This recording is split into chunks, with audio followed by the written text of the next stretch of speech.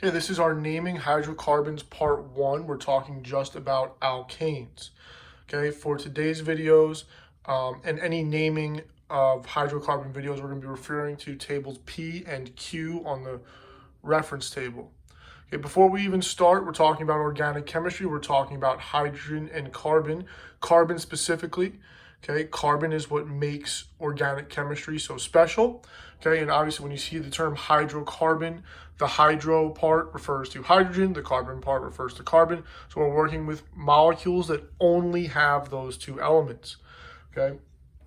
So when it comes to alkanes, the key thing with alkanes is that you're looking at single bonds only. If I look at my first example here, there are only single bonds between the carbons, and obviously hydrogens can only have single bonds. So if you're seeing a molecule that's just hydrogen and carbon and all single bonds, we're talking about alkanes.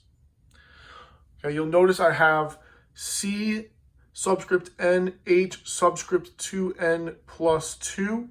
That actually comes straight from table Q. Okay, and you'll see what I mean there in a second once I write out some formulas. So first things first here, I have a molecule. Okay, this molecule has 1, 2 carbons. Okay, 2 carbons. It has 1, 2, 3, 4, 5, 6 hydrogens. Okay, I don't think anyone would disagree with that. I think we can all count. I think that's pretty self-explanatory. So when I write out this formula, okay, it's going to be C2H6. I don't think there's any arguments there. Here's the key. Okay, if I look at C2H6, that fits the formula for an alkane. Okay, whereas N is 2 in this case because the 2 is attached to the C. So 2N plus 2, 2 times 2 is 4, plus 2 is 6. And that's exactly what we get. So we're working with an alkane here. But this video is not just about formulas. This is really about naming. So how do I name this thing? Well, it all comes down to the carbons. Okay? Because I know it's an alkane, that's going to be part of it. But everything else revolves around the carbons and table P. If you look at table P on your reference table, you'll notice that each number of carbons is designated a specific prefix. Okay, so if I look at table P and I look for 2 carbons, okay, if I look for 2 carbons, I will see that it has the prefix F. Okay, that's the prefix that's assigned for 2 carbons. Now I'm working with an alkane. Alkane ends in ANE. Okay, so I'm going to name my alkanes with the same ending, ANE. So this molecule, C2H6, is F because of the 2 carbons, okay, with the ending ANE, ethane. Okay, so that's example 1. Here's example 2. Okay, I have a few more carbons here. 1, 2, 3, and 4. So now I have 4 carbon chain here. And again, all single bonds, so I know I'm working with an alkane. So 4 carbons, again, I go to table P. If I look at table P, I will see that 4 carbons has the prefix bute. Okay, bute. Yes, everyone thinks it's but it's bute. Okay, now again, my ending, because this is an alkane, is ANE, so this becomes butane. Okay, and that's pretty simple, pretty self-explanatory. Okay, there's not anything really trickier to it if you have a completely straight chain alkane like these. So I could have 1, 2, 3, 4, 5, 6, 7, 8 carbons, doesn't matter. You would name them the exact same way if you have a straight chain alkane like this. But we've learned now about other types of alkanes that are not necessarily straight chained. What if they have branches?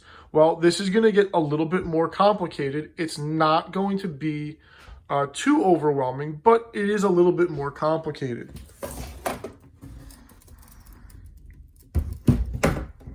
So if I have a bigger molecule, and we're going to look at that top one first here. If I have a bigger molecule like this, the first thing I need to do is recognize the longest chain of carbons. So there's actually two chains of carbons here, no matter which way you slice it, okay? I could look here and go 1, 2, 3, 4. Or if I go straight across, which I didn't try to make it easy for you here, but it's not always going to be this obvious, I have 1, 2, 3, 4, 5. So that's my longest chain, and I'm going to identify my main chain carbons. Okay? So those are my main chain carbons. And then I have this other one coming off. You notice all single bonds, this is still an alkane, but I have this branch coming off of my main chain. Well, the first thing I want to do is actually name my main chain. Okay, so if I have 5 carbons in my main chain, okay, that's going to be pentane. Okay, pent coming from 5, coming from table P, the ane being an alkane coming from table Q. Now, I have pentane, but I have this extra carbon coming off. So it's not going to be hexane. Okay, instead, it's something different. Okay, this little chain here, I need to count the carbons in that chain, and there's only one. Okay, now, if I have a chain, the chain has a new ending. The ending is going to be YL. I know that seems a little strange, but that's the ending for a chain, YL, because it's going to go in the beginning here. All right, so YL is the ending for my chain, and I have 1 carbon. 1, if I look at table P, is meth. So this chain is a methyl chain. Okay, so this becomes not just pentane, it's methyl pentane.